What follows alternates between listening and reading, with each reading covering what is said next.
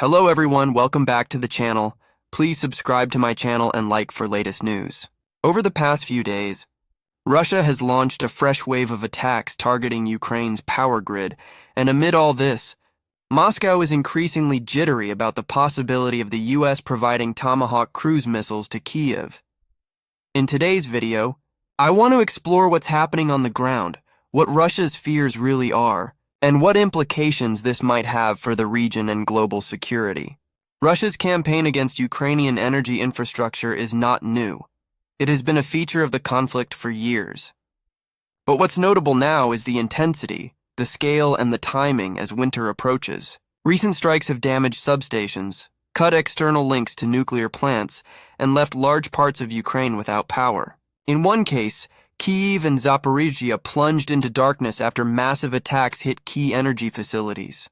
These attacks are not just about destroying infrastructure. They are part of a broader strategy to disrupt civilian life, weaken morale, and force Kyiv to expend resources repairing and defending its grid rather than focusing entirely on the front lines. As winter draws near and heating becomes essential, disrupting electricity and gas networks becomes a potent weapon of pressure. At the same time, the United States is reportedly considering supplying Ukraine with long-range Tomahawk cruise missiles, a move that Moscow views as a dangerous escalation.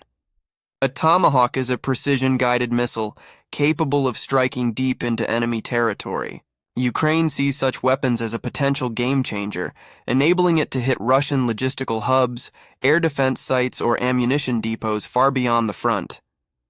But from Moscow's perspective, the introduction of Tomahawks changes the stakes dramatically. Russia has responded with alarm. President Vladimir Putin has warned that providing Ukraine with Tomahawks would destroy US-Russia relations and mark a new phase in the war.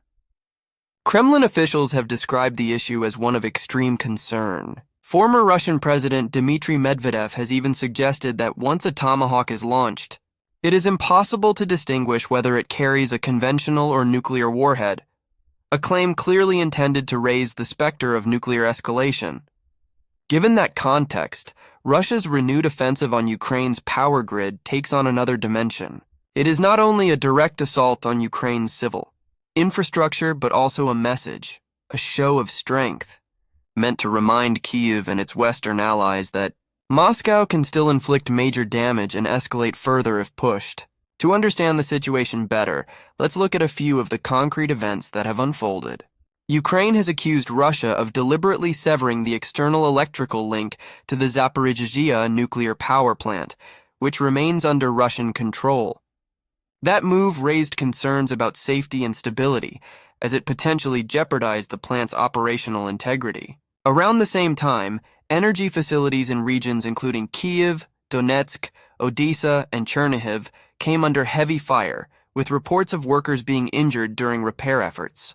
In the past week alone, Russia has reportedly launched thousands of drones, dozens of missiles, and hundreds of glide bombs, a staggering amount of firepower directed at Ukrainian cities and critical infrastructure.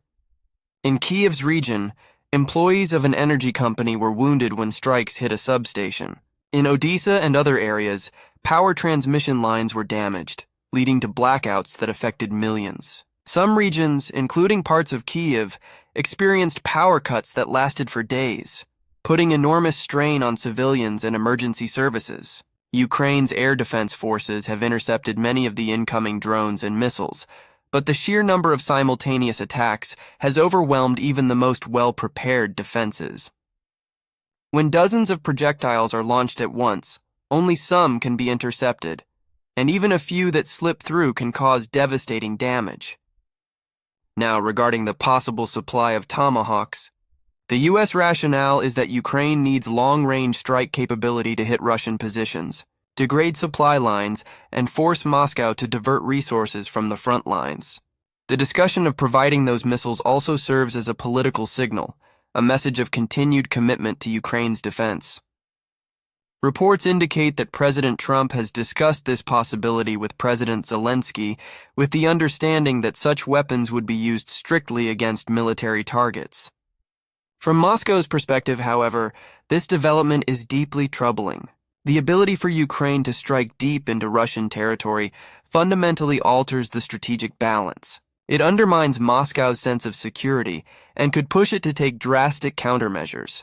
Russian officials have already hinted at deploying additional air defense systems across their western borders, strengthening protection around key military and industrial centers, and possibly even repositioning strategic assets.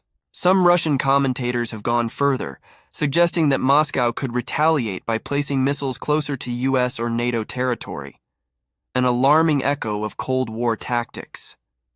If the US goes ahead with this move, Russia might respond in several ways. First, it could greatly expand its air defense network, focusing on shielding command centers, radar facilities, and ammunition depots. Second, it may escalate attacks on Ukrainian infrastructure to increase pressure and demonstrate that it retains escalation dominance. Third, it could intensify its diplomatic campaign, warning that further Western involvement would bring unpredictable consequences. Yet there are also limits to what both sides can do. Even with Tomahawks, Ukraine would need the right platforms, targeting intelligence and logistical support to use them effectively. The US would likely impose strict conditions on how and where they could be used to prevent uncontrolled escalation. On the other side, Russia risks international isolation and backlash if it continues to target civilian infrastructure on a massive scale. The ongoing strikes on Ukraine's power grid could also backfire on Moscow.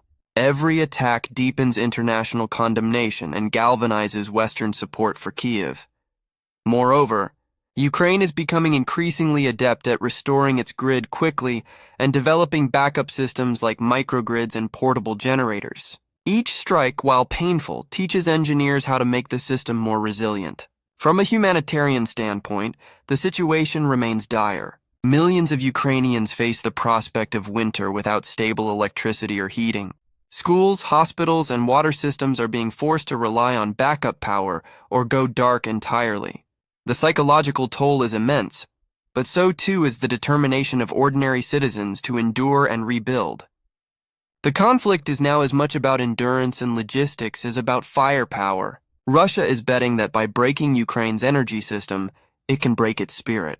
Ukraine, meanwhile, is betting that by holding on and adapting, it can outlast Moscow's pressure and eventually regain the initiative, especially if Western support continues. In the coming weeks, several key questions will shape the next phase of this conflict.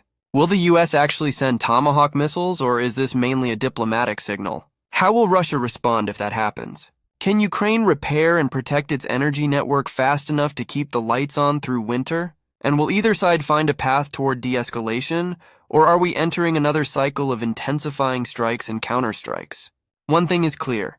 Both the attacks on the power grid and the debate over long-range weapons are parts of a larger strategic contest. This is no longer just about territory. It's about who can control escalation, maintain endurance, and win the psychological war. For now, the world watches as Ukraine braces for another dark winter, and Russia tries to assert its leverage through force. Each missile, each blackout, and each diplomatic move carries enormous symbolic weight. The stakes could not be higher, not only for Ukraine and Russia, but for the global balance of power and the rules that govern modern warfare. If you found this breakdown informative, please remember to like this video, subscribe to the channel, and stay tuned for updates as the situation unfolds.